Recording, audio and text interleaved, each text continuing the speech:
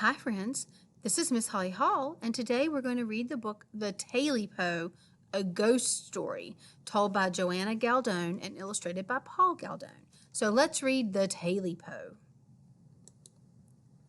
A long time ago, an old man lived by himself in the deep, big woods.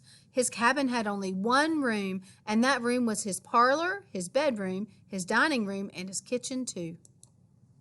The old man had 3 dogs. One was called Uno, one was called Ino, and one was called Comtico Calico. One day the man decided to go hunting to catch something for his supper. Here, here, here, he shouted to his dogs, and they came bounding off the porch, eager for a chase. After many hours of hunting, the wind began to blow hard from the valley. It'll be dark soon, the old man said, and all we've caught is this skinny rabbit. He headed home, afraid he might go to bed hungry that night. The old man cooked and ate the rabbit and gave the bones to the dogs. Then he leaned back in his chair and watched the moon as it rose up big and full. The wind whistled around the cabin. Just as the old man was about to doze off, a most curious creature crept through a crack between the logs in the wall. It had a big, long, furry tail. As soon as the old man saw the varmint, he reached for his hatchet and with one lick he cut its tail off. Before the man could raise his hatchet a second time, the creature slipped out through the crack and ran away. The old man was still hungry, so he took that big long tail, cooked it, and ate it. After that, he stuffed up the crack in the wall and went to bed. His stomach was full, and he felt so warm and snug that before he knew it, he was asleep. The old man hadn't been asleep very long when he woke up. Something was climbing up the side of his cabin. It sounded like a cat. Scratch, scratch, scratch. "Who's that?" the old man asked. He lay still and listened.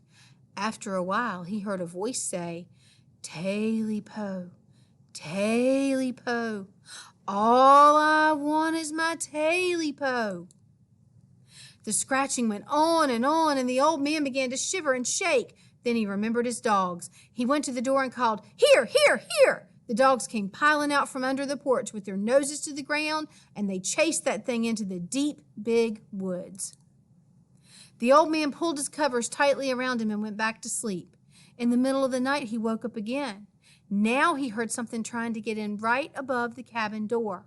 "Who's that?" he called. "And what do you want at this time of night when all good folks should be in bed?" He listened and he could hear it going. Scratch, scratch, scratch. Then he heard the voice say, "Tailypo, Tailypo, I'm coming to get my Tailypo."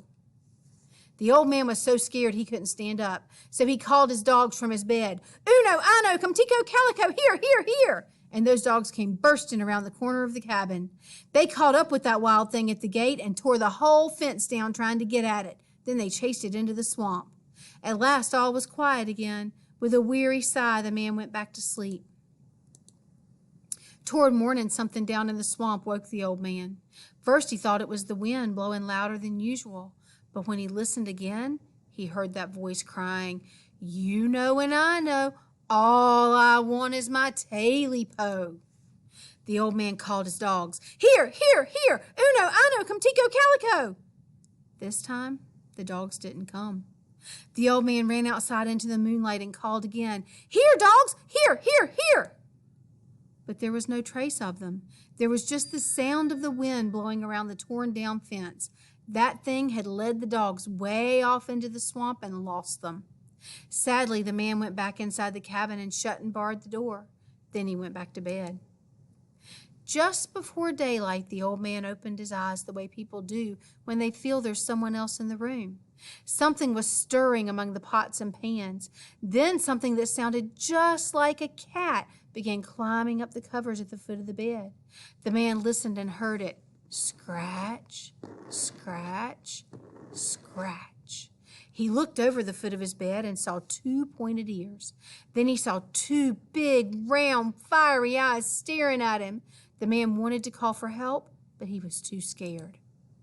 The thing kept creeping up until it was right next to the old man. Then it said in a low voice, "You know and I know that I'm here to get my Tailypo." The old man sat up and pulled the covers over his head. All at once he got his voice and said, "I haven't got your Tailypo." "Yes, you have," said the thing. "Yes, you have." And it jumped on top of that man and scratched everything to pieces. Now there's nothing left of the old man's cabin in the deep big woods except the chimney. But folks who live in the valley say that when the moon shines and the wind blows, you can hear a voice say, "Tailypo, Tailypo, now I've got my Tailypo." Hope you liked the story. The end.